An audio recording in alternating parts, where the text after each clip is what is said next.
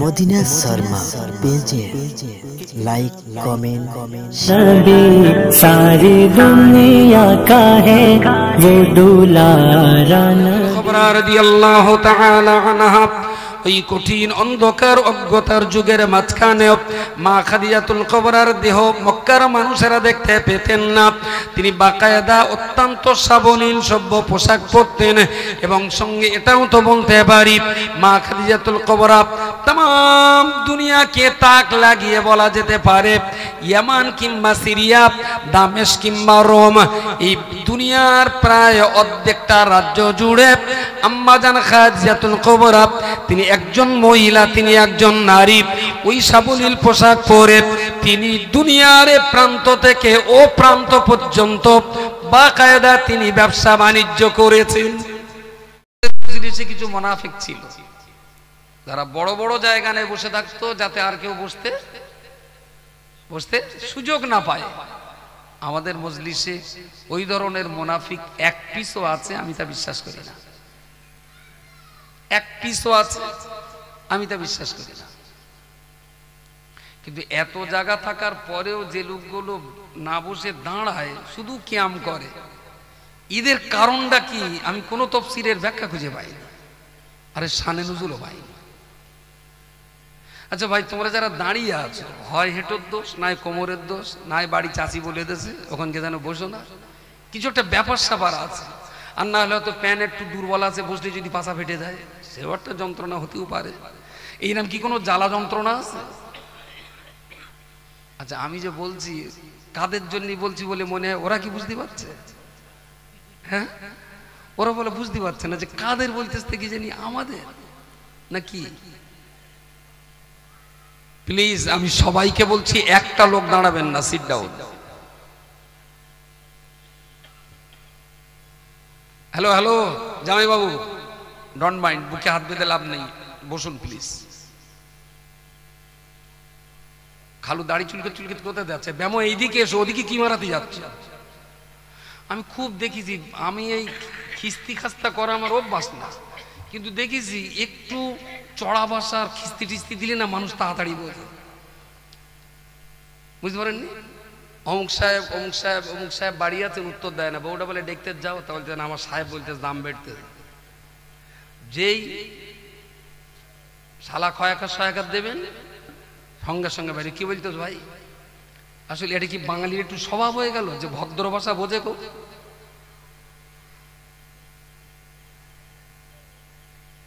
আব্দুর রহমান কোথায়? এই কামাল একদিন স্বেচ্ছাসেবক কাটা ওখানে দুটো দাঁড় করিয়ে দিত, দুটো লোক ওখানে এক জায়গায় না দাঁড়ায়, আসলে এখানে বসাই লাগে, দুটো স্বেচ্ছাসেবক দেবে যেন কেউ না দাঁড়ায়। আর যদি বলে কোমরের দোষ, স্টেজে তুলে দিবি, ওখানে কেমন থাক করা আছে ওখানে বসবে। যাক, আমি যে কথাটা নিয়ে আলোচনা করছিলাম, ইয়ারফাইল্লাহুল্লাযীনা আমানু আল্লাযীনা উতুল ইলমা দারাজাত, যারা ঈমান এনেছে এবং সেই ঈমানের পাশাপাশি যারা লেখাপড়া শিখে জ্ঞান অর্জন করেছেন, সাহাবীদের ভিতর দিয়ে যোগ্য বিজ্ঞদের নবী পাশে ডেকে নিলেন, তাদের মর্যাদা বৃদ্ধি পেল। ঈমান আনার পরে যদি ভালো জ্ঞানী হওয়া যায়, আল্লাহ বলেছেন এই সমস্ত জ্ঞানীদের মর্যাদা উতুল ইলমা দারাজাত, আমি আল্লাহ অনেক উচ্চ জায়গায় তাদের মর্যাদা বাড়িয়ে থাকি। আরো একবার বলুন সুবহানাল্লাহ, একটু সবাই মিলে বলেন সুবহানাল্লাহ। মর্যাদার এই জায়গা দখল করার জন্য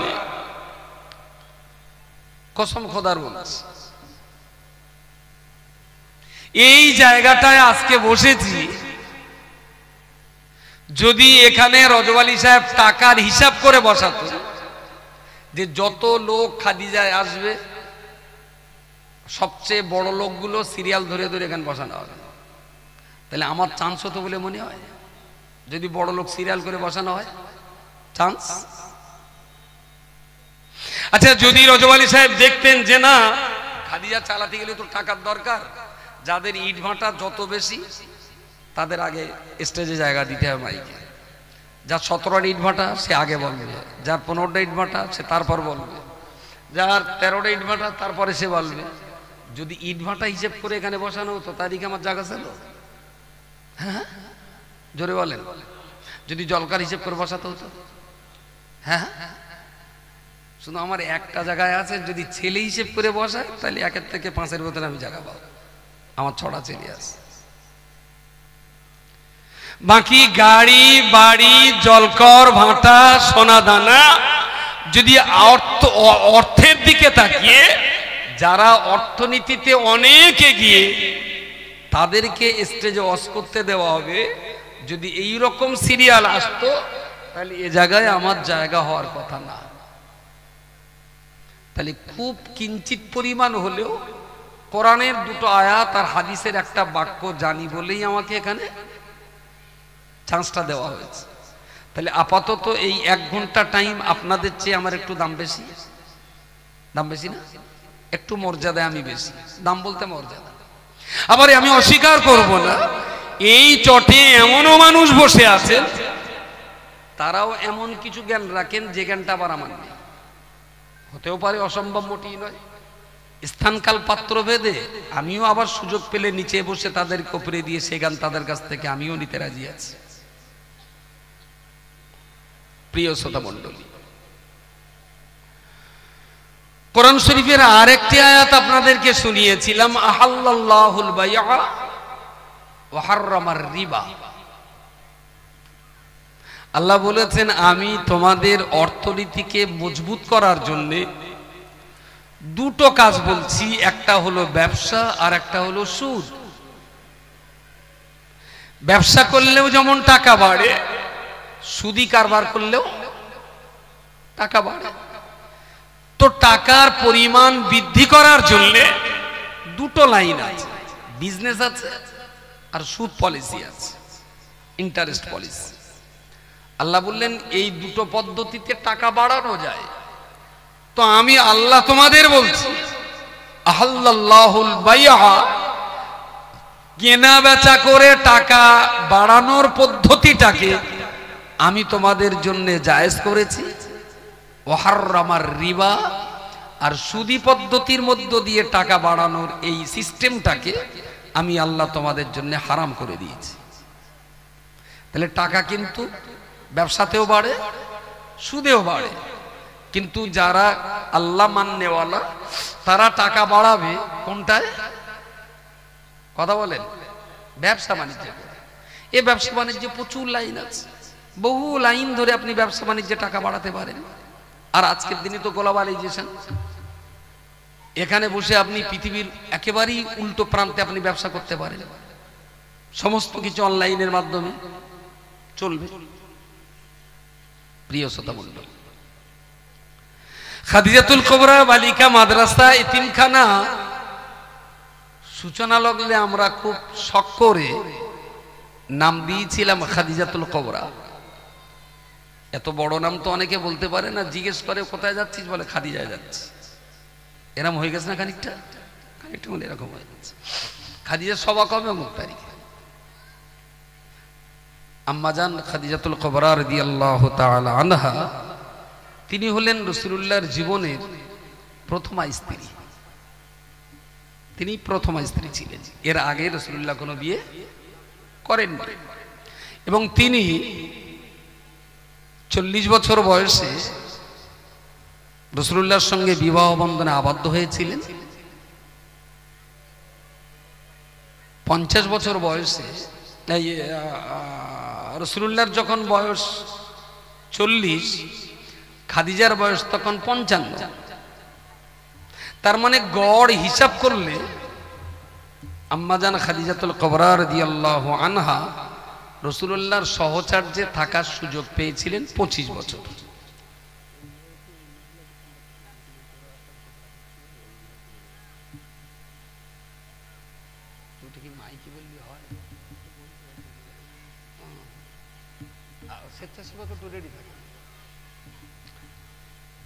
রাস্তায় মায়েদের বেশ কিছু অবাধ বিচরণ হচ্ছে, আর এখন অবশ্য আমাদের হিন্দু ভাইদের কালী পুজো চলছে তো, আবার ভুল করে তারা আবার এত অনেক ঢুকে যায়নি তো, জালো টালো জনিতে মানে তেন এখানে একটা পুজো হচ্ছে, চল ঘুরিয়ে আসি। মুসলমানের মেয়েদের তো অবাধ বিচরণ হওয়াটা তো উচিত না, উচিত না, কিন্তু ঘোষবাড়িটা চালাচ্ছে আবার এরাই খানিকটা, সেটাও অস্বীকার করা যাবে না। তো যে সমস্ত মায়েরা, বেটিরা, বোনেরা রাস্তায় অবাধ অশালীন যাওয়া আসা করছেন, আমি অনুরোধ করছি আপনাদের এই অবাধ বিচরণটা না হয় কাম্য, এমনটা করবেন না। আর স্বেচ্ছাসেবক যারা আছেন একটু যদি সজাগ থেকে বলেন, আশা করছি এটা কমবে। আর এমনটা হওয়া মাদ্রাসার জন্য, আমাদের মজলিসের জন্য বেশ খানিকটা ইজ্জতের মামলা। এই ঘোষণাটা করতেও আমার লজ্জা পাচ্ছে, তাই না? একটা মাদ্রাসার ইসালে সওয়াবে মেয়েদের অবাধ বিচারণ যাতে না হয় তার জন্য ঘোষণা হওয়াটাও লজ্জাজনক। এমনটা যেন আমাকে আর ঘোষণা করতে না হয়, আপনারা একটু সতর্ক হন। যে কথা বলছিলাম, খাদিজাতুল কুবরা রাদিয়াল্লাহু তাআলা আনহা 40 বছর বয়সে রাসূলুল্লাহর সঙ্গে তার বিয়ে হলো। 25টা বছর পিওর সময় তিনি নবীর সঙ্গে দেওয়ার সুযোগ পেয়েছিলেন। এই মহিলাটার আর একটা নাম ছিল তাহেরা, আমরা যেটাকে বলি পবিত্র, উনি তাই ছিলেন। জাহিলিয়াত যুগেও কখনো তিনি জেনা, বেবিচার, মদ, জুয়া, মারামারি, খুন খারাপি, কাটাকাটি এই ধরনের কোনো কাজে কখনো তিনি সহযোগিতা করেননি, নিজেও করেননি। কিন্তু একটা জিনিস বারবার আমার মনে হয়,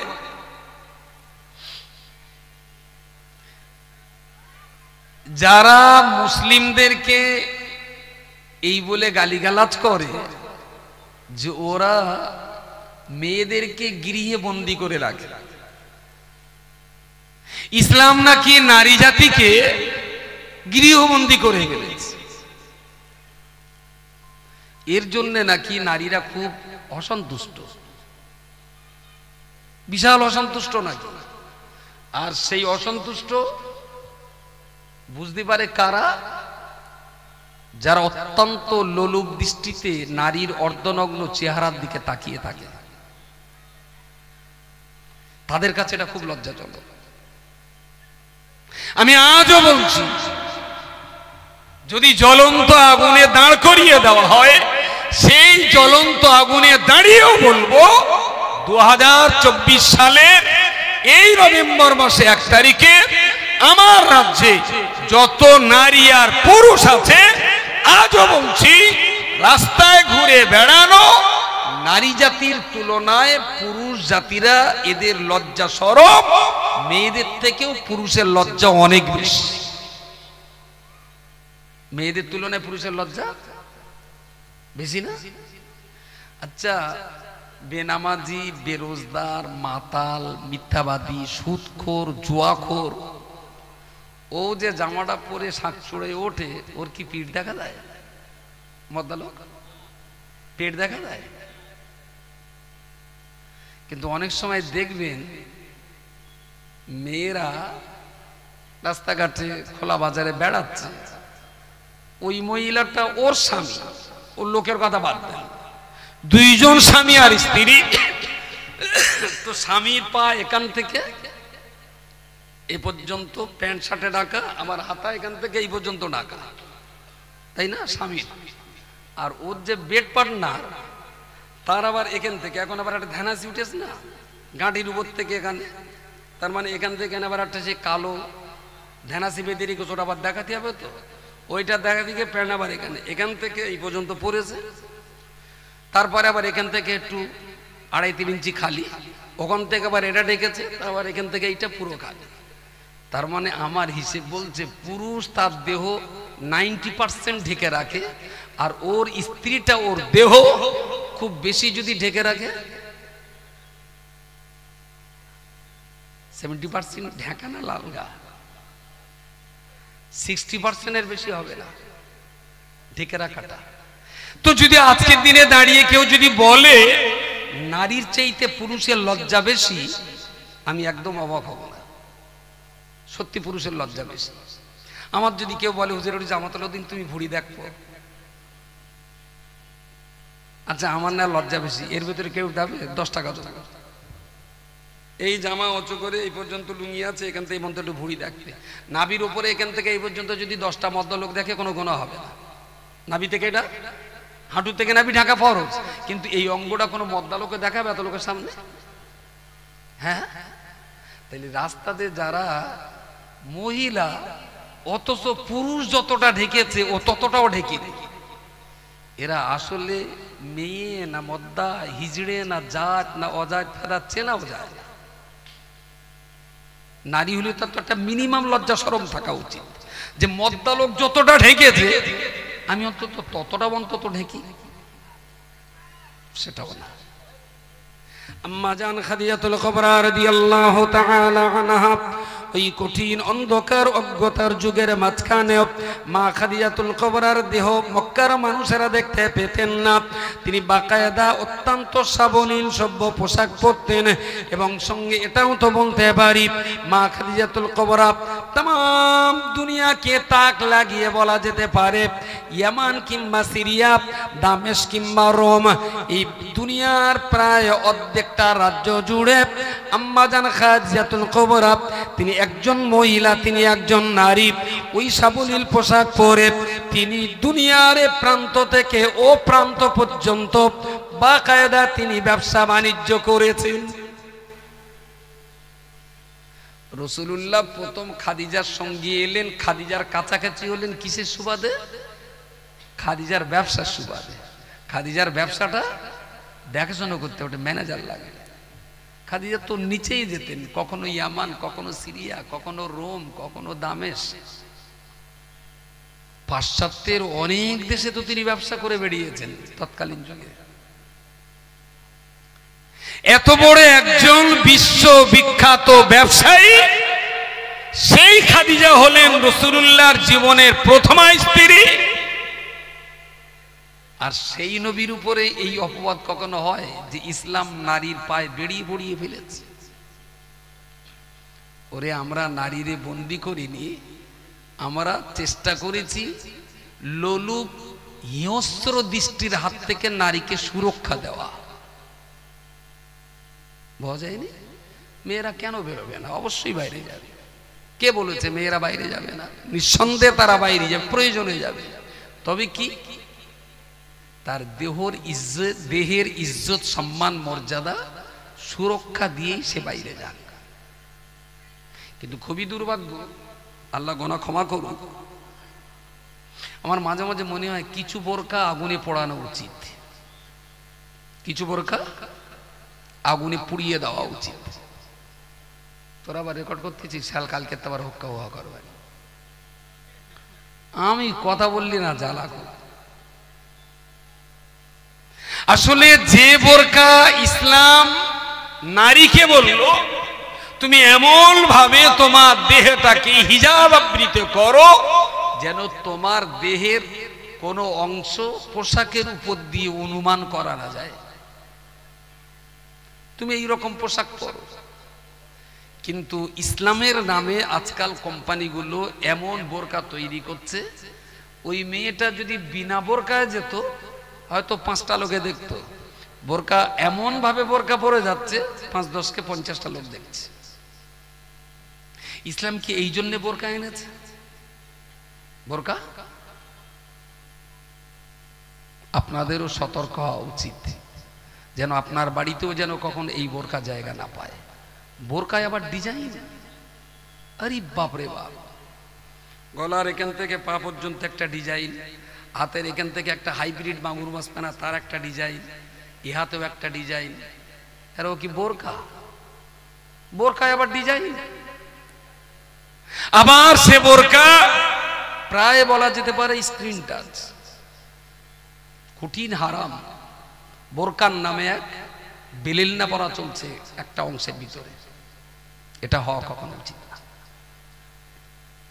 খাদিজাতুল কুবরা রাদিয়াল্লাহু আনহা তৎকালীন যুগের একজন বলা যেতে পারে আন্তর্জাতিক মানের ব্যবসায়ী মহিলা ছিলেন, খুব আন্তর্জাতিক মানের ব্যবসায়ী। রাসূলুল্লাহর সঙ্গে তার বিবাহ বন্ধনে আবদ্ধ হলেন রাসূল। রাসূলুল্লাহ তো ইচ্ছা করলে খাদিজার গালে নাকাল দিতে পারতেন যে আপনার আর ব্যবসা করা হবে না। ব্যবসা করা কই, রাসূল তো ব্যবসা আটকাননি।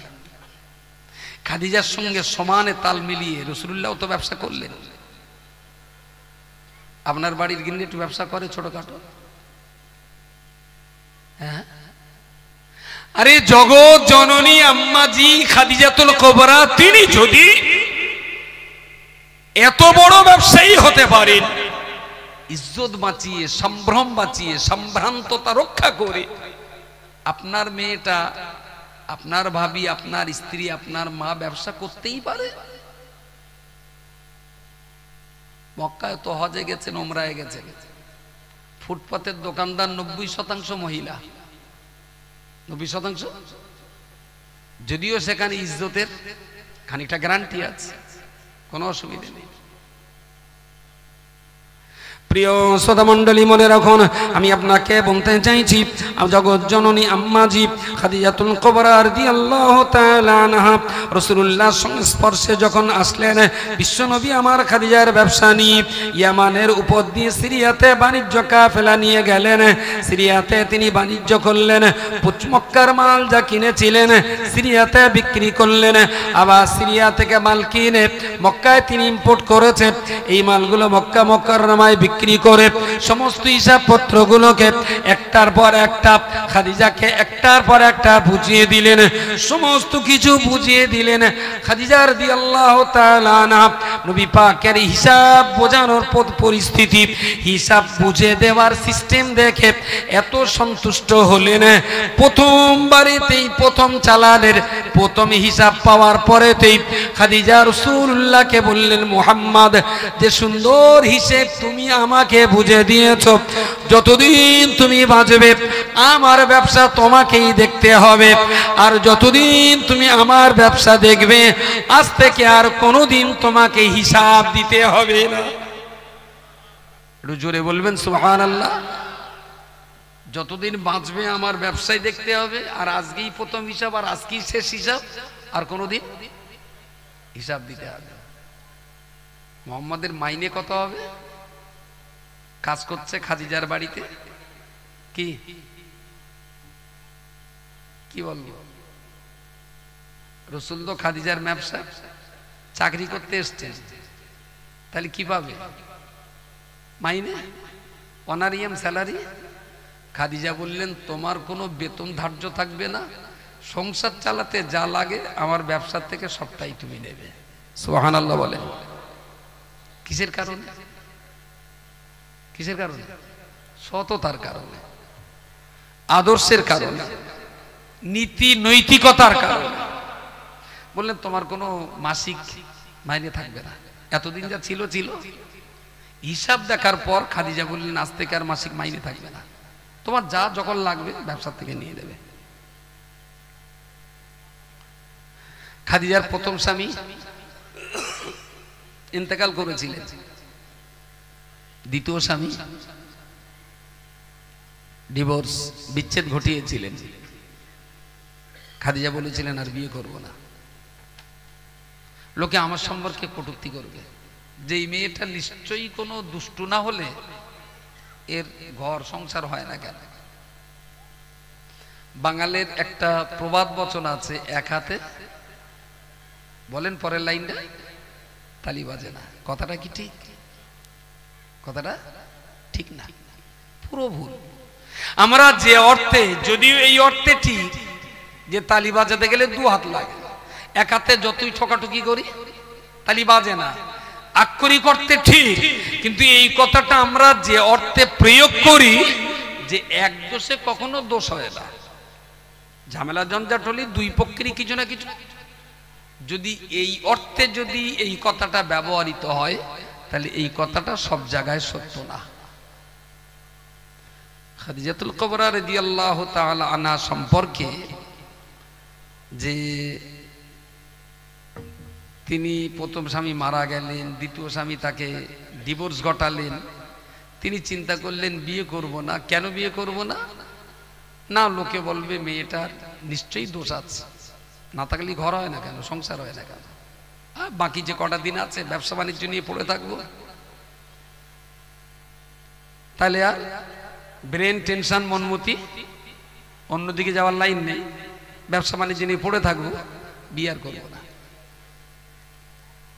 প্রতিবেশী অনেকেই খাদিজাকে বিয়ের প্রস্তাব দিয়েছিলেন, তিনি তাদেরকে বলেই ফেলেছিলেন যে আমি আর বিয়ে করব না। একেবারেই ঠিক। মুহাম্মদ সাল্লাল্লাহু আলাইহি ওয়াসাল্লাম যখন খাদিজার সংস্পর্শে এসেছেন ব্যবসায়ী সুবাদে, খুব কাছ থেকে যখন মুহাম্মদকে দেখলেন, খাদিজা ধীরে ধীরে ধীরে ধীরে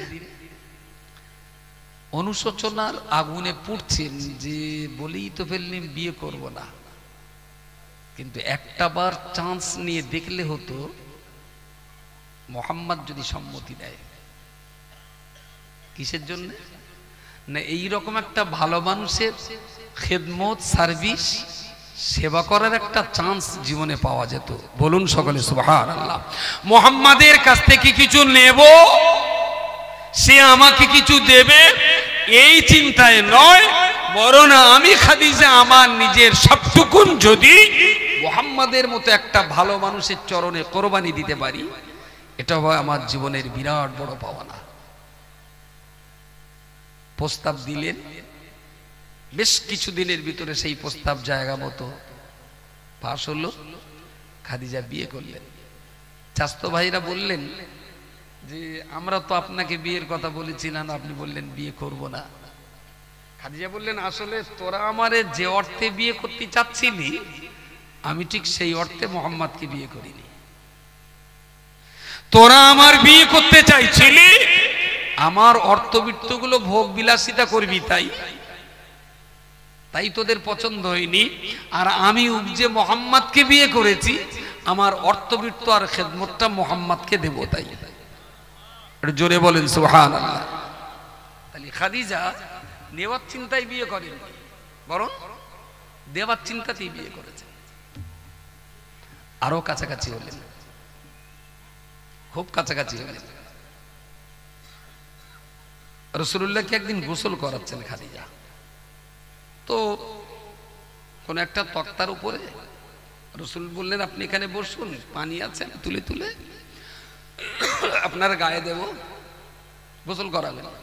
বাইদি ভাই তক্তাটা যেটা ছিল পায়ের ছোট আঙুলের এক কোনা সেই তক্তার নিচে, রাসূলুল্লাহর উপরে উঠে বসেছেন, আঙুলটা চাপ লেগেছে, খাদিজার কষ্ট হচ্ছে, কিছু বললেন না। এক জায়গাতেই বাম্পা রেখে দিয়ে পাত্র থেকে পানি তুলে রাসূলুল্লাহর গায়ে দিচ্ছেন। যেহেতু তক্তাটা এই দিকে নিচে ছিল, এই পানিগুলো গড়িয়ে ওই দিকে যেতেই একটা টাইমে রাসূলুল্লাহ চোখ পড়ল, আরে পানি লাল হচ্ছে কেন? খাদিজা বললেন ওটা আমার পা কেটে যাওয়া রক্ত। বললেন কি করে কাটলো? বলল আপনি যে তক্তায় বসে আছেন এই তক্তার নিচে না আমার একটা আঙুল পড়েছে, আর সে আঙুলটা ফেটে রক্তটা বার হচ্ছে। তো সেটা বার করে নাও। বলছে না, আপনার গোসলের ডিস্টার্ব হবে, গোসলটা পরিপূর্ণ হয়ে যাক তারপরে বার করে নেব।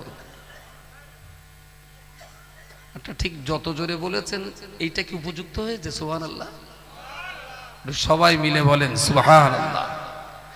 এত কোটিপতি, এত অগাধ সম্পদের মালিক, প্রভাবশালী একজন ব্যক্তিত্ব, সমাজ যাকে তাহেরা উপাধি দিয়েছিলেন, দেশের অনেক মানুষ যার বিবাহ করার জন্য লালায়িত ছিলেন, সেই মহিলাটা রাসূলুল্লাহকে নিজে হাতে গোসল করাবেন, আঙুল ফেটে রক্ত বেরিয়ে গেল, তথাপিও রাসূলুল্লাহকে কষ্ট দেওয়ার চেষ্টা করেননি। জোরে সোরে বলুন সুবহানাল্লাহ। তো এগুলো না ইতিহাস। পৃথিবীর অনেক অনেক বড় বড় কোটিপতিদের লাইফ হিস্ট্রি যেমন চর্চা হয়, ওই সমস্ত জায়গাতে খাদিজার লাইফ হিস্ট্রিও চর্চা হয়। বড় লোক তো টাটা, বড় লোক তো রিলায়েন্স, বড় লোক তো গোয়েঙ্কা, আদানি আছে, আম্বানি আছে, রতন টাটা তো চলে গেল, আর অনেক টাটা যাচ্ছে। কোটিপতি হিসাবে, বড়লোক হিসাবে এদের লাইফ হিস্ট্রি যেমন চর্চা হয় না, খাদিজার লাইফ হিস্ট্রি তাও পৃথিবীর অনেক বড় বড় অর্থনীতিবিদরা চর্চা করেন খাদিজার লাইফ হিস্ট্রি। যে এত কোটিপতি হওয়া সত্ত্বেও মুহাম্মাদের মতো একটা গরিবকে বিয়ে করলেন কেন? এর কারণ কি খুঁজে পাওয়া গেছে? দেখুন, প্রত্যেকটা বিষয়ের দুটো দিক থাকে, একটা বাহ্যিক দিক থাকে, একটা আভ্যন্তরীণ দিক থাকে। যেটা আমরা মোবাইল ইত্যাদি খুব ভালো বলি, একটা বলি ফুলফিল, এটাকে বলে একটা ডিভাইস। এর দুটো দিক নিয়ে চলে, একটা হলো সফটওয়্যার, একটা হলো হার্ডওয়্যার। যেগুলো চোখে দেখতে পাই আমরা পার্টস, এগুলো বলে হার্ডওয়্যার। আর ওর ভিতরে আরো কিছু প্রযুক্তি ঢুকিয়ে দেওয়া হয়, চোখে দেখা যায়, সেগুলোকে বলা হয় কি? সফটওয়্যার। আচ্ছা, দুটো মেমোরি চিপ কিনে নেন আপনি, 64 জিবি দুটো মেমোরি কেনেন। দুটো মেমোরি কিনে সোনা ওজন করার পাল্লার দিয়ে দেখুন, দুটোর ওজন একই বলবে, দুটোর ওজন একই। এবারে 64 জিবি কোনো একটা কম্পিউটারে দিয়ে পুরো 64 জিবি কোনো আলেমের বক্তা কোরআন হাদিসের কথাবার্তা 64 জিবি ওতে ঢুকিয়ে দেন। একটায় একদম জিরো, কিচ্ছু নেই, আর একটায় 64 জিবি। এই দুটোকে যদি দাঁড়িয়ে পাল্লায় ওজন করা হয়, হ্যাঁ, ওতে যে মালগুলো ঢোকালাম গেল কোথায়? কথা বলেন, কথা বলেন। ওইটা কি খালি চোখে দেখা? খালি চোখে দেখা যায় না। ওটাকে দেখতে গেলে এটা একবার মোবাইলে দিন আর ওটা একবার দিন, বলে দেবে এতে কিচ্ছু নেই আর এতে ভরপুর। তাহলে মোবাইলের মেমোরি কার্ড ওজন করলে খোলা চোখের দৃষ্টিতে দুটো দেখবো একই সমান, কিন্তু আভ্যন্তরীণ দূরদৃষ্টিতে যদি বিচার করে যদি দেখা হয় তাহলে দেখা যাবে একটাতে 64 জিবি বক্তৃতা আছে আর একটাতে কিচ্ছু নেই। 64 জিবি মানে আপনি ধরে নেন উত্তর 24 পরগনা জেলায় যতটা জমি আছে সমস্ত জমির রেকর্ড গুলো 64 জিবিতে ধরে যাবে। বুঝতে পারেন কি বলেছি? শুধু রেকর্ডের অংশটুকু যদি কেটে নিয়ে ফাইল বানাই, 24 পরগনার যত জমি আছে সমস্ত জমির রেকর্ড গুলো 64 জিবির ভিতরে ধরে যাবে। তাহলে 64 জিবি জায়গা মানে একেবারে কিন্তু ফাউ না, অনেকটা জায়গা। কিন্তু খালি চোখে চোখে দেখবেন, বলবেন এটাও যা, এটাও যা, এটাও তাই। কিন্তু কম্পিউটারে ফেলে দেখবেন যে না, এটাই কিচ্ছু নেই আর এটাই হাজার হাজার কোটি টাকার সম্পদ আছে। আম্মা জান খাদিজাতুল কুবরা রাদিয়াল্লাহু আনহাকে জিজ্ঞেস করা হয়েছিল, আপনি অগাধ সম্পত্তির মালিক, এত অধিক পরিমাণ অর্থবিত্ত আপনার রয়েছে, দুইজন স্বামীর কাছ থেকে অনেক অর্থ আপনি পেয়েছেন, আপনার পিতার কাছ থেকেও প্রচুর পরিমাণ অর্থের মালিক আপনি হয়েছেন, আপনি দেশ বিদেশে ব্যবসা বাণিজ্য করেন, অথচ এমন একজনকে আপনি স্বামী হিসাবে গ্রহণ করলেন যে মুহাম্মাদের কেউ নেই, যার বাপ মা দুনিয়াতে বেঁচে নেই, অর্থবিত্ত বলতে কিছুই তার নেই। এই ধরনের একজন গরিব মানুষকে আপনি বাছাই করলেন কেন? আম্মা জান খাদিজাতুল কুবরা রাদিয়াল্লাহু তাআলা আনহা বললেন, আমার যত অর্থবিত্ত টাকা পয়সা, আমার যা ধন দৌলত, আমার যা ঘরবাড়ি, আমার উট, আমার ঘোড়া রয়েছে, আমার অনেক খাদ্যশস্য কেনা রয়েছে, আমার ব্যবসায়ী অনেক দ্রব্য রয়েছে, এগুলো আপনারা আপনাদের খোলা চোখে আপনারা দেখতে পাচ্ছেন। আর মুহাম্মদকে আমি আমার ব্যবসার ম্যানেজার হিসেবে লাগিয়ে দেওয়ার পরেতে আমি খুব কাছ থেকে মুহাম্মাদের ভিতরটা বোঝার চেষ্টা করেছি। আমার যত সম্পদ আছে তোমরা তোমাদের খালি চোখে দেখতে পেয়েছো, আর মুহাম্মাদের ভিতরে যে সততা, যে নিষ্ঠা, যে আদর্শ আর যে মানবতা রয়েছে ওটা আমি আমার দূরদৃষ্টিতে দেখতে পেয়েছি। সেই জন্য আমার মনে হয়েছে আমার বাহ্যিক যত সম্পদ থাক না কেন, মুহাম্মাদের এক বিন্দু সততার কাছে আমার সব সম্পদের তুলনায় মুহাম্মাদের সততা, নিষ্ঠা, আদর্শটাই আমার কাছে অনেক বড়। তোমরা আমার বাইরের সম্পদটা দেখেছো, তোমরা ভেবেছো মুহাম্মাদের কিছু নেই, আর আমি একটু গভীর দৃষ্টিতে তাকিয়ে দেখছি, আমার মতোই কোটি কোটি কোটি কোটি টাকা লক্ষ কোটি বার দিলেও মুহাম্মাদের ভিতরে যে সততা আছে, এর দাম আর ঋণ পরিশোধ করা যাবে না।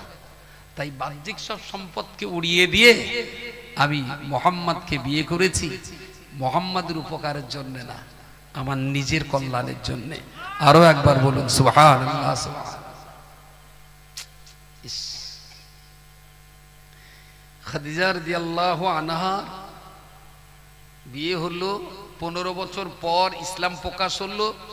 ইসলামের খেদমতে খাদিজা তার সমস্ত অর্থ রাসূলুল্লাহর হাতে তুলে দিলেন।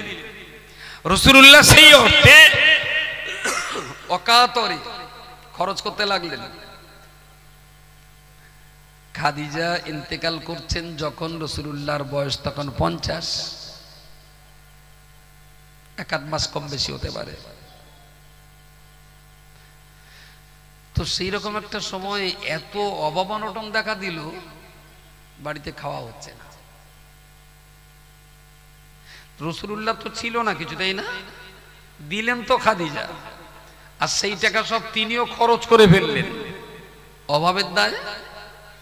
অভাবের দায়ে খাওয়া হচ্ছে না। সেবে আবু তালেবে হযরতে বেল্লাল যেমন ঘাস খেয়েছিলেন, ক্ষুধা নিবারণের জন্য রাসূলুল্লাহ যেমন ঘাস খেয়েছিলেন, ক্ষুধা নিবারণের জন্য খাদিজাকেও সেখানে ঘাস খেয়ে থাকতে হয়েছিল। সুবহানাল্লাহ বলেন। আরে যারা গরিব, যারা জন্মগতভাবে অসহায়, অর্থবিত্ত নেই, তাদের না খেয়ে কষ্ট সহ্য করাটা খানিকটা সহজ, অভ্যাস আছে। কিন্তু এই কষ্টটা মেনে নেওয়া খাদিজার জন্য কত কঠিন ছিল। তার তো কিছু অভাব ছিল না। তিনিও সেবে আবু তালেবে রাসূলুল্লাহর সঙ্গে 18 মাস মরুভূমির ঘাস চিবিয়ে চিবিয়ে খেয়ে তাদের বাঁচতে হয়েছিল। খাদিজাকে কি পেয়েছিলেন তিনি রাসূলুল্লাহর কাছে? এত কিছু অর্থবিত্তও দিলেন, সেই সঙ্গে এতটা কষ্ট করাটাও তিনি বরদাস্ত করে নিলেন। প্রিয় শ্রোতা মণ্ডলী, মনে রাখুন, এমন কঠিন পরিস্থিতি হয়ে গেল। আম্মা জান খাদিজাতুল কুবরা শারীরিকভাবে তিনি প্রচন্ড অসুস্থ হয়ে পড়লেন। রাসূলুল্লাহ বুক সোজাসুজি বসে আছেন, ইশারা করে বললেন, ইয়া রাসূলুল্লাহ, ইয়া হাবিবাল্লাহ, আমি শারীরিকভাবে প্রচন্ড অসুস্থ হয়ে গেছি, মনে হচ্ছে আমি আর সুস্থতা জীবনে ফিরে আসতে পারবো না। ইয়া রাসূলুল্লাহ, আমার কাফনের কি ব্যবস্থা করবেন? বিশ্বনবী আমার মাথাটা নিচু করে দাঁড়ালেন, মাথাটা নিচু করে ফেল দিলেন, কোনো মতেই জবাব দিতে পারছেন না। খাদিজাতুল কুবরা রাদিয়াল্লাহু তাআলা আনহা রাসূলুল্লাহর হাতটা বুকের উপরে টেনে ধরে হাতের উপরে চুম্বন দিয়ে বললেন, ইয়া রাসূলুল্লাহ, বুঝতে পেরেছি আমি আপনার কাছে আমি ইন্তেকাল করব। আমার কাফনের কাপড় কেনবার মতো আপনার কাছে নিশ্চয়ই আজকে অর্থ নাই। আপনি আপনার টাকা দিয়ে আমার কাফনের কাপড় কিনতে আপনি ব্যর্থ, আমার কাফনের নতুন কাপড় কিনবেন এই পরিমাণ টাকা আপনার কাছে আজকে নাই, তাই আপনি মাথা নিচু করে বসেছেন। ইয়া রাসূলুল্লাহ, আমি আপনাকে একদম কষ্ট দেব না, আমি অত্যন্ত বিনয়ের সঙ্গে বলছি, আমার মার্কেটের নতুন কাপড় কাফন দেবার তুলনায় আপনার যে পোশাক রয়েছে, যে পাগড়ি ব্যবহার করতেন, যে জুব্বা আপনি গায়ে দিতেন, আপনার ছেঁড়া ফাটা জুব্বা আমার বাড়িতে তোলা আছে।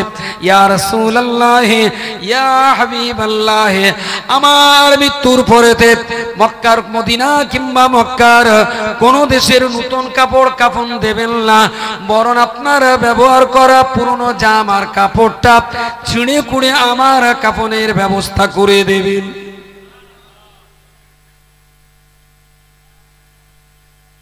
একদম আজকেই বাড়ি যে একটু গিন্নির বলেন যে মাতিনেরা মস্কত ছিল যে স্বামীর ছেঁড়া জামা কাপড় ওই কেটে কুটে খাদিজা কাফন চেয়েছিল, দেখো তা তুমি মরে গেলি না, আমার আন্ডার প্যান্ট জাঙ্গিয়া তারপর লুঙ্গি গামছা যা আছে এই ছেড়ে কেটে তোমার কাফন দিলি কেরাম হয়। দেখেন তিনি খাটে সুতি দেয়, কি সুতি দেবে বলে মনে হয়? হ্যাঁ, সুতি দেবে না দেবে আপনি তো বলতেই পারবেন না, ততক্ষণ আপনার মাঝে বলবো কি করে, বললেই তো ঝেঁটে বেড়ে। আসলে একজন আর একজনকে কিভাবে একে অপরের পরিপূরক, একজন আর একজনকে কত কাছ থেকে দেখেছেন, চিনেছেন, বুঝেছেন, উপলব্ধি করেছেন। উনি চাইছেন কাফনের উপায়, রাসূল মাথা নিচু করলেন, কেনার তো টাকা নেই। একবারও তো জিজ্ঞেস করতে পারতেন, এত কিছু দিলাম সব খরচ করলেন, কাফনের কাপড়টাও রাখতে পারলেন না, সেটাও খরচ করলেন। একবারের জন্যও খাদিজা কৈফিয়ত করেন, হাসি মুখে বললেন যে আপনার মার্কেটের বাজারে নতুন কাপড়ের চেয়েও আপনার গায়ের ঘাম যে কাপড়ে জড়িয়ে আছে এটা আল্লাহর কাছে অনেক প্রিয়। সুবহানাল্লাহ বলেন, অনেক প্রিয় না? অনেক। আচ্ছা, আজকের দিনে এই জায়গায় রাসূলুল্লাহর ব্যবহার করা যদি একটা হাত রুমাল অকশন তোলা হতো, কত টাকায় বিক্রি হতো বলেন? বলেন, ছোট্ট একটা হাত রুমাল যদি পাওয়া যেত, পৃথিবীর মুসলমান যারা আশেকে রাসূল আছেন এদেরকে যদি অকশন দেওয়া হতো, কত টাকা দাম উঠতে পারত বলা যাবে না। একটা হাত রুমালের মার্কেট প্রাইস খুব বেশি যদি কারুকার্য খচিত হয় 500 টাকাই হতে পারে। বিমানের ভিতরে স্পেশাল গেস্ট যাদের ইকোনমিক ক্লাসে যারা যাওয়া আসা করে, বিজনেস ক্লাসে, ওদের হাত রুমালও দেয়, হার্ডলি 500 টাকা দাম, তার চেয়ে বেশি না। এরকম একটা 500 টাকার হাত রুমাল যদি, যেটা রাসূল ব্যবহার করেছেন, সেইটা যদি ইমানদার মুসলমানদের কাছে যদি অকশন দেওয়া হতো, আমার মনে হয় 20-50 হাজার নয় লক্ষ কোটি টাকা দেওয়ার পরেও মানুষ ভাবতো দাম কম দেওয়া হচ্ছে, তাই না? যদি এই দৃষ্টিভঙ্গি দিয়ে যদি তাকান, তাহলে খাদিজা কত বড় জমিদার না হলে সেই হাজার হাজার লক্ষ লক্ষ কোটি কোটি টাকার রাসূলুল্লাহর গায়ের জুব্বা তিনি কাফন হিসাবে চেয়েছেন, তাই না? দাড়ি পাল্লার ওজন একরকম, আর মেমোরি চিপটা মোবাইলে দিলে তার ওজনটা আর একরকম। প্রিয় রাসূল সাল্লাল্লাহু আলাইহি ওয়াসাল্লাম খাদিজার ওখান থেকে কোন রকমে তিনি উঠলেন, মনের বোঝ দিতে পারছেন না। দেয়ালের আড়ালে দাঁড়িয়ে দাঁড়িয়ে খাদিজাকে চুরি করে এক প্রস্থ তিনি কান্নাকাটি করলেন। আর আমার কঠিন সময়তে সবাই যেদিন গালিগালাজ করত, খাদিজা যেদিন আমায় সান্ত্বনা দিতেন, সবাই যেদিন আমায় মারপিট করত, খাদিজা সেদিন কোলের ভিতরে বসিয়ে আমার সেবা করতেন।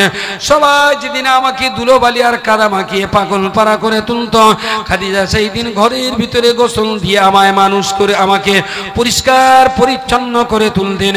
যে খাদিজার জীবন জিন্দেগির দুইজন স্বামীর কাছ থেকে পাওয়া অর্থ ভিড়ত, তার বাবার কাছ থেকে পাওয়া অর্থ ভিড়ত, দীর্ঘদিন সেই বিজনেস করার কারণে আরো যত টাকা তার লাভ হয়েছিল, তার মূলধন এবং লভ্যাংশ সমস্ত অর্থ ভিড়ত তিনি আমায় দিয়ে দিলেন।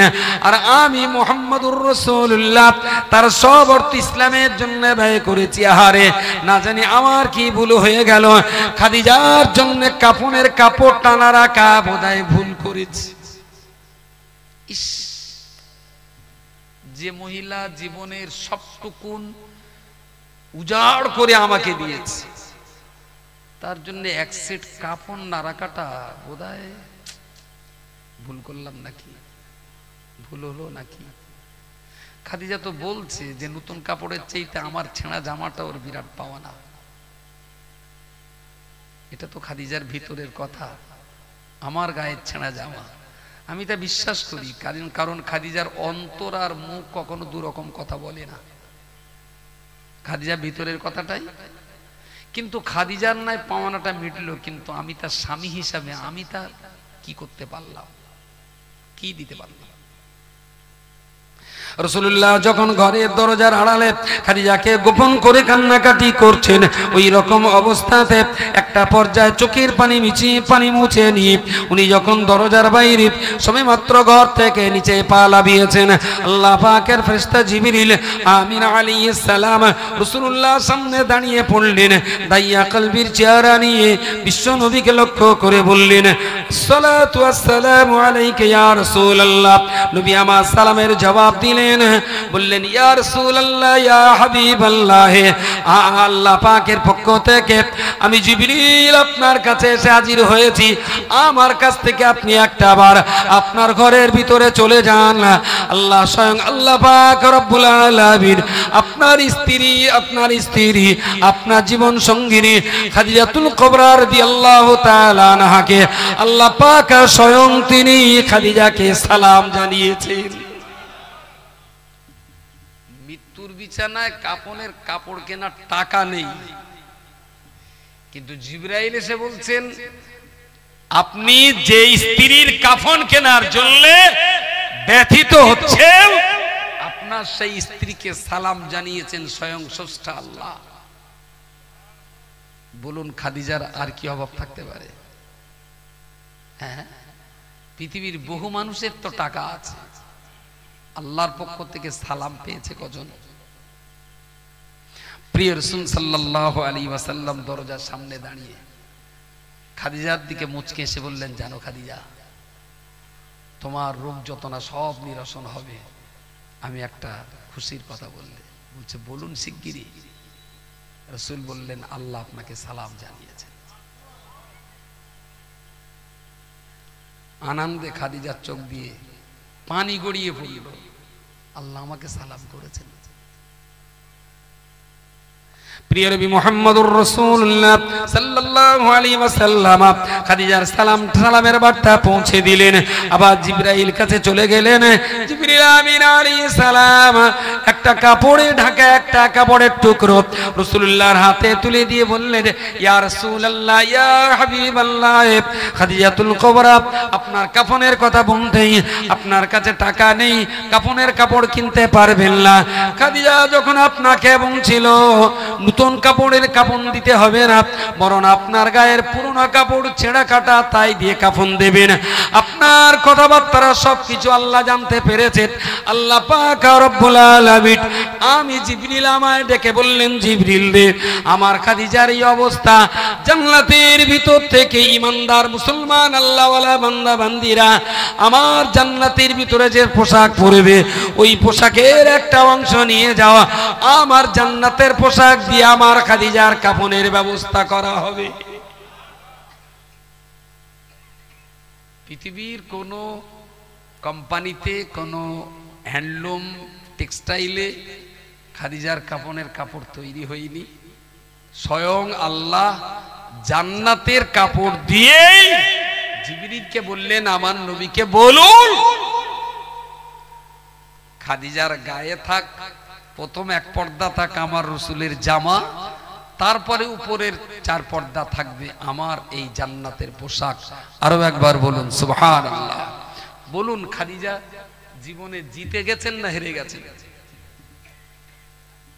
জিতেছেন না হেরেছেন? আপনার জেতার ইচ্ছা না হারার ইচ্ছা? আওয়াজ কমে গেল কেন? আপনার জেতার ইচ্ছা না হারার ইচ্ছা? খাদিজা জিতেছিলেন সম্পদ দিয়ে না সম্পদ রেখে? আপনি জিতবেন কি সম্পদ রেখে না সম্পদ দিয়ে? তাহলে মাল ঝাড়েন, কোন রকমের পাকামি চলবে না। আমি কেন সংগঠনে যে যা কালেকশন করে, কেউ রুমালে রেখে রুমাল বেঁধে কি পুটলি করে বাড়লে যায়? একটাও আছে? অনেক পার্টি আছে বলে এরকম মাদ্রাসার জন্য চাঁদাপত্র তুলে পুলটি বেলে বলে বাবা আমার গাড়িতে তুলে দাও, রহমতি খাবার তো গাড়িতে তুলে লেগাল চলে। আল্লাহ পাকের বান্দা বান্দি প্রায় 800 মেয়ে এবং ফাতেমাতুজ জোহরা প্রায় 400, সব নিয়ে প্রায় 1100-1200 মতো মেয়ে এই দুই জায়গায় পড়াশোনা করছে। এদের ভিতরে প্রায় 400 মা এমন রয়েছে, কেউ বা বাপ হারা, কেউ মা হারা, কেউ বা বাপ মা উভয় হারা।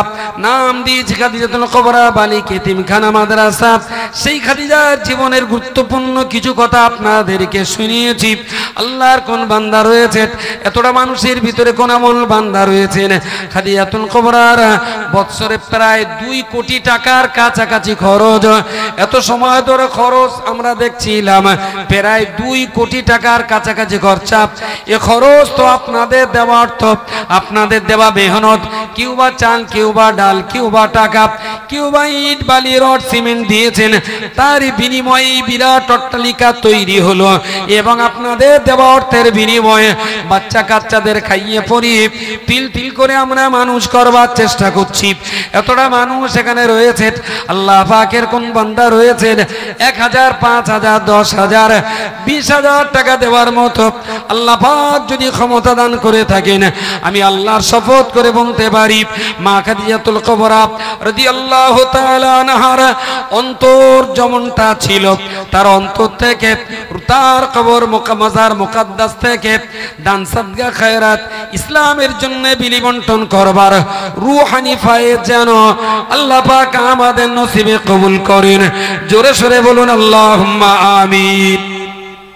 বলেন 5,000 হোক, 10,000 হোক, 1,000 হোক আর 20,000 হোক, যা যেরার ইচ্ছা।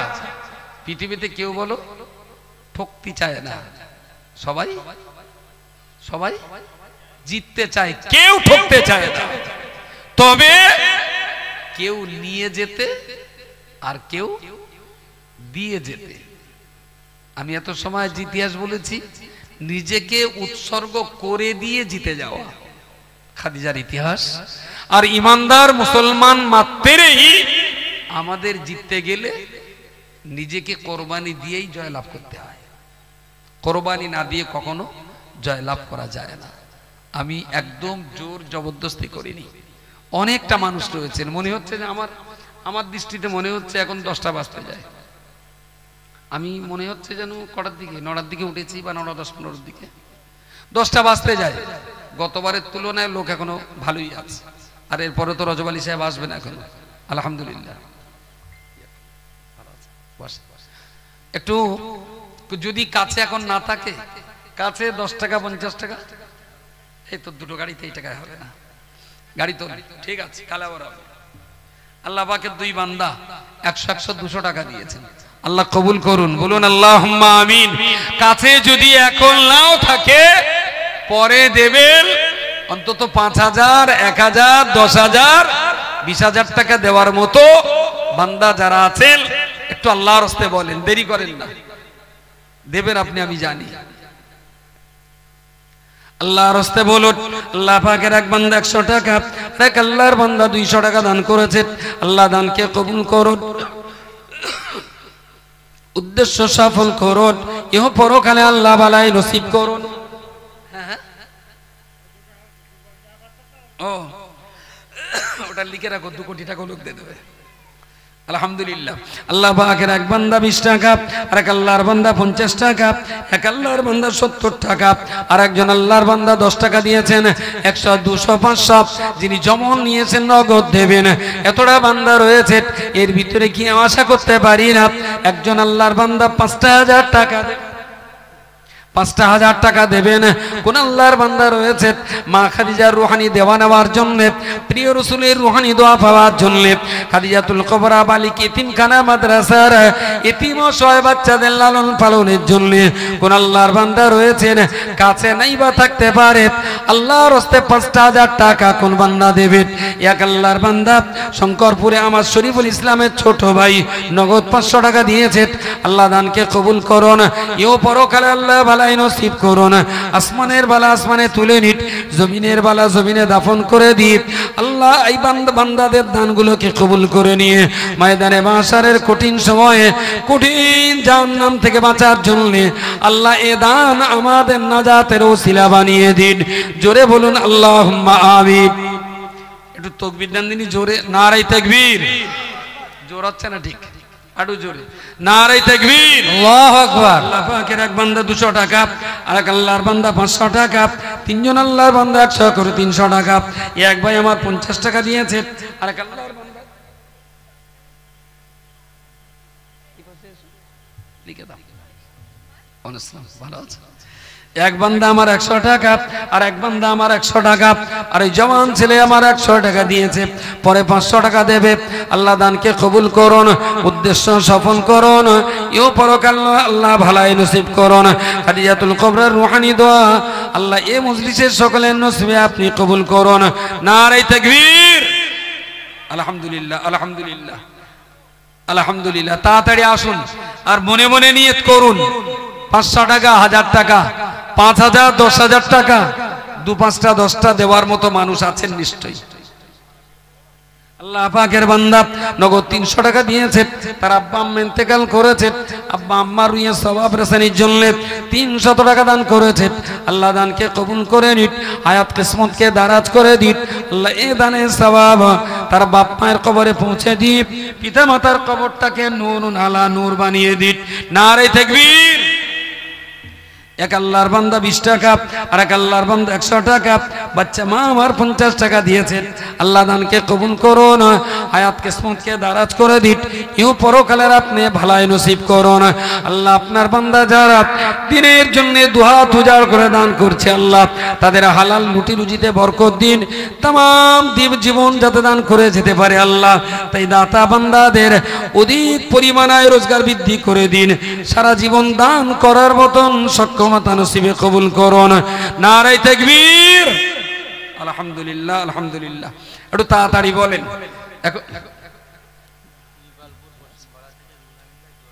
2000 টাকা। আপনাদের যেন বড্ড জৈব জৈব পেনা লাগছে, গলা ভাঙা আমার, কাশিতেও কষ্ট হচ্ছে। আল্লাহ দয়া করে একটু ছড়দিও দিয়েছে। কিন্তু ছোট বয়সে দেখতুম যে কোচির মুসলমানি দিত তার মা পানিতে হাত ডুবিয়ে বসে দেখতো। আমি ভাবি কি হয়েছে, তাহলে তো কোচির একটুখানি পরে কাটবে তো ওর জ্বালা করবে বেশি, তাই আমি হাত পানিতে ডুবিয়ে বসে রয়েছি। কেটতেস কার আর পানিতে ডুবিয়ে রেখেছে কেটা। এখানেও কি তাই যে ছড়দি হয়েছে আমার আর গলা বসে গেছে আপনাদের? এতটা লোক সন্ধ্যে থেকে তাকবীর দিচ্ছেন, তা পাতে দেওয়ার মতন না, একদম পাতে দেওয়ার মতন না। একদম সেই কোনার দিকে লাস্টে যারা বসেছেন কেউ যেন ফাঁকি দেবেন না। হ্যালো অফিস, অফিস আমার সামনে অফিসে যে অফিসাররা আছেন, বিডিও এসডিও যারা অফিসে আছেন, দয়া করে তাকবীর দেবেন, যেন ফাঁকি দেবেন না, কেউ কোথাও যেন ফাঁকি দেবেন। একটু জোরে ডাকেন তিনি, নারে তাকবীর। জোরে আপনারা দিয়েছেন কিন্তু আমার যেন পোষালে না, কেন দেখেছেন? এটা আমার দোষও হতে পারে। আর ছোট দিলে অনেক সময় কানে আবার তালাও লাগে, হয়তো কম শুনতে পাচ্ছি, তবে চেষ্টা করলে আরো জোরে হবে। চেষ্টা করেন না আরেকবার। নারে তাকবীর। খাদিজাতুল কুবরা বালিকা এতিমখানা মাদ্রাসা, অল ইন্ডিয়া সুন্নাতুল জামাত, অল ইন্ডিয়া সুন্নাতুল জামাত, মাগরিবি বাঙ্গাল আঞ্জুমানে ওয়াইজিন। নারে তাকবীর। কি নাম বললে বুঝি? আল্লাহ পাকের বান্দা কালিকাপুর নিবাসী জনাব মোহাম্মদ রুহুল আমিন 2000 টাকা দিয়েছে। আল্লাহ তার দানকে কবুল করুন, উদ্দেশ্য সফল করুন, ইউ পরকালে আল্লাহ ভালাই নসিব করুন। আল্লাহ আসমানের বালা আসমানে তুলে নিন, জমিনের বালা জমিনে দাফন করে দিন। রব্বুল আলামিন আল্লাহ বিশ্ব নবীর যে কষ্ট ছিল, দিন প্রচারের প্রথম যুগের যে কঠিন কষ্ট ছিল, আল্লাহ আজকের দিনের দিন প্রচারে তো সে কষ্ট নাই, কিন্তু আপনার বান্দা বান্দি এই দিনের জন্য যারা অর্থ দান করছেন, সকলের নামটা খাদিজাতুল কুবরা বালিকা খাদিজাতুল কুবরা রাদিয়াল্লাহু তাআলা আনহা, তিনিও দাতা ছিলেন। আজকের দিনে তারই নামাঙ্কিত মাদ্রাসায় যারা দান করবেন, তাদের নামটাও খাদিজার মতো দাতা নমনীদের তালিকায় আজকের দাতাদের নামটাও আপনি লিপিবদ্ধ করে দিন। জোরে সরে বলুন আল্লাহুম্মা আমিন। নারে তাকবীর। মাশাআল্লাহ, মাশাআল্লাহ। আল্লাহ পাকের বান্দা জনাব ইব্রাহিম মন্ডল কারুন্দিয়াতে বাড়ি, তিনি 1000 টাকা দেবেন। আরেকজন আল্লাহর বান্দা নগদ 1000 টাকা দিয়ে দিলেন। আপনার আরেকটা কোথায় বাড়ি বললে? কৃপালপুরে মোহাম্মদ রুহুল আমিন 2000 টাকা। আরেকটা কেটে বললে? মোহাম্মদ আরিফ বিল্লাহ গাজী কৃপালপুর, তিনিও 500 টাকা দেবেন। আল্লাহ দানকে কবুল করুন। এক আল্লাহর বান্দা নগদ 1000 টাকা দিয়েছেন। নেক নিয়তকে পূর্ণ করুন, হায়াত কিসমতকে আপনি দারাজ করে দিন।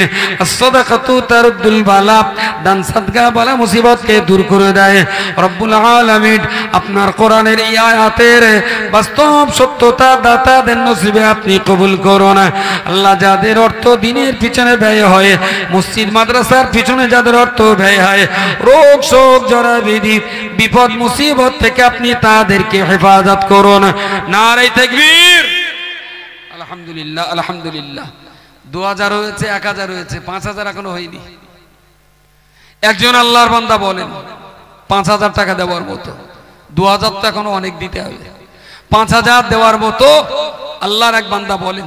ভাই সুন্দর জায়গা আছে, আপনার ওখানে না বসে ভিতরে বসেন না, মজলিসটাও ভালো লাগবে, আমারও বলতে ভালো লাগবে, একটু বসেন, বেকার কেন দাঁড়িয়ে রয়েছে? এমন ভাবে বসেছে বালতি দিলি মনে হচ্ছে 1 বালতি করে দুধ হবে, পুরো গয়লা।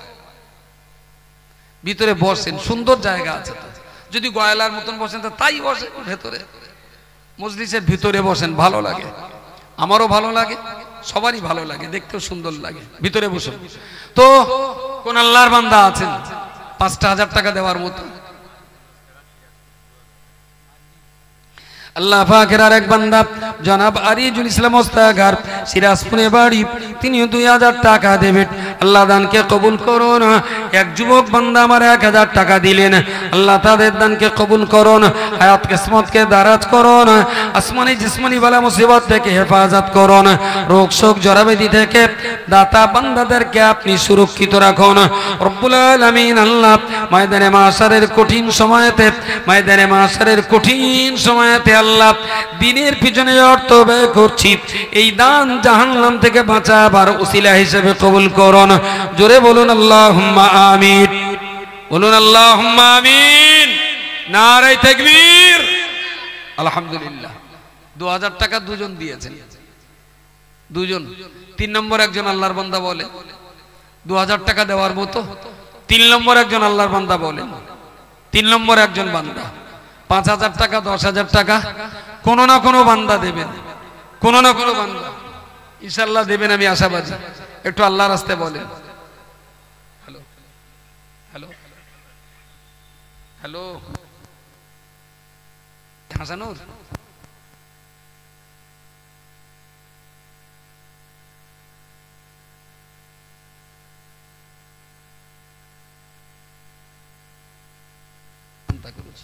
ঠিক আছে, ওকে, দোয়া করো।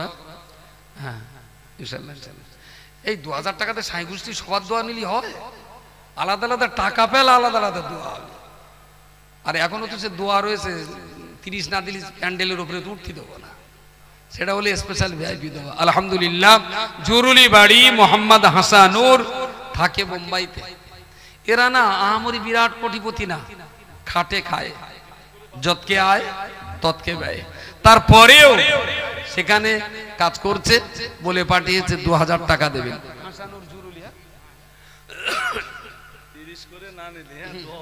উপরে সেই বলে একটু স্মরণ করে দিন।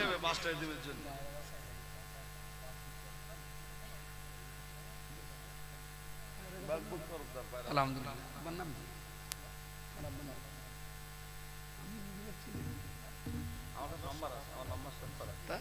মাশাআল্লাহ আলহামদুলিল্লাহ।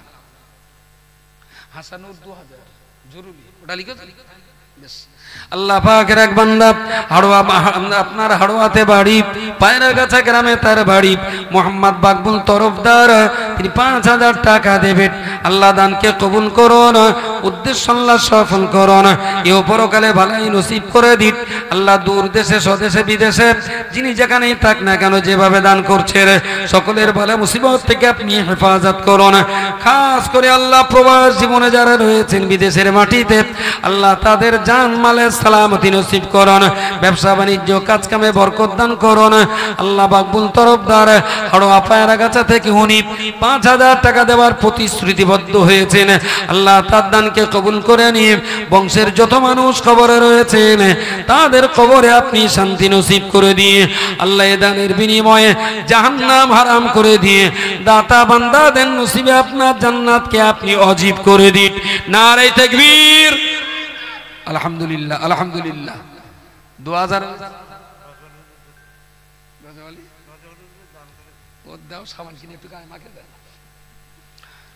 আলহামদুলিল্লাহ আলহামদুলিল্লাহ। 2000 হয়েছে, 5000 হয়েছে। সিঁড়ি তো আস্তে আস্তে উপরে উঠতেছে, যখন 10,000 চাতি আমার 10টাই বাকি। কোন আল্লাহর বান্দা, আল্লাহ যাদেরকে দিয়েছেন, আল্লাহ যাদের দিয়েছেন তাদের কাছে আমার দাবি, যাদের নেই তার কাছে আমি কি দাবি করব? আল্লাহ যাদের দিয়েছেন একটু আল্লাহর হস্তে প্রতিষ্ঠানের জন্য দিয়ে রাখুন। সবে তো শুরু। এটাই হলো আমাদের মাদ্রাসাগুলোর ইসলাম সাহেবের শুভ সূচনা। চলতে চলতে সেই বৈশাখ মাস পর্যন্ত চলবে। প্রত্যেক মাসে একটা, দুটো, তিনটে, চারটে মাদ্রাসার, অল ইন্ডিয়া সুন্নতি জামাতের মাদ্রাসার ইসলাম সাহেব আছে। আর জানি আপনাদের টাকা এই সমস্ত জায়গাতে আপনাদের দিয়ে যেতে হয়, প্রতিনিয়ত দিয়ে যেতে হয়। জানি না আল্লাহ কিভাবে পারিয়ে নেন। এমনও ব্যক্তি আছে 10টা 20টা মাদ্রাসাতেও ধারাবাহিকভাবে তারা দান করে।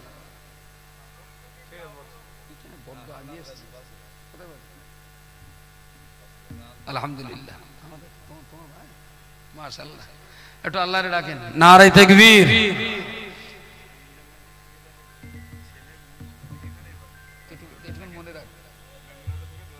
মাশাআল্লাহ, ওটা লিখে না, মনে হচ্ছে আবার একটা মাল পড়বে। হ্যালো হ্যালো, ওয়ালাইকুম আসসালাম, কে বলছেন? মহিদুল ইসলাম, কোথায় বাড়ি? আমি বুঝতে পেরেছি, তারপর বলো বলো। মাশাআল্লাহ, ঠিক আছে, এই নাম্বারটা লিখে রাখবেন। কি নামটা বললো? মেদিনীপুর বাড়ি। এই নাম্বারটা লিখে নাও, এই নাম্বারটা। মেদিনীপুরে বাড়ি, অন্যের কোম্পানিতে ওরা সেলাই কাজ করে। বলেছে আমরা দুই বন্ধু আপনাদের এই মাদ্রাসায় 500 1000 টাকা দেবো। খুব গরিব মানুষ, ওরা কখনো আসেনি আমাদের এখানে, আমাদের ছেলে পিলেদের কাছ থেকে শুনেছে, ভালো লাগে।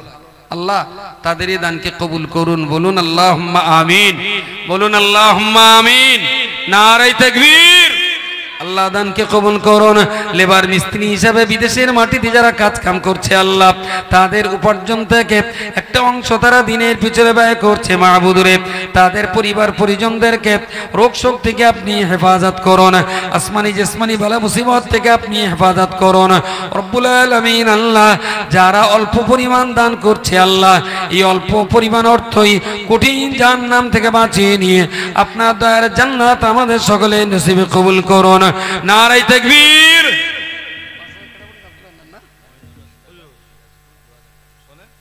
মইনুর ওস্তাগার, সিরাজপুরে বাড়ি, আলহামদুলিল্লাহ 2000 টাকা দেবেন, মাশাআল্লাহ, নারে তাকবীর।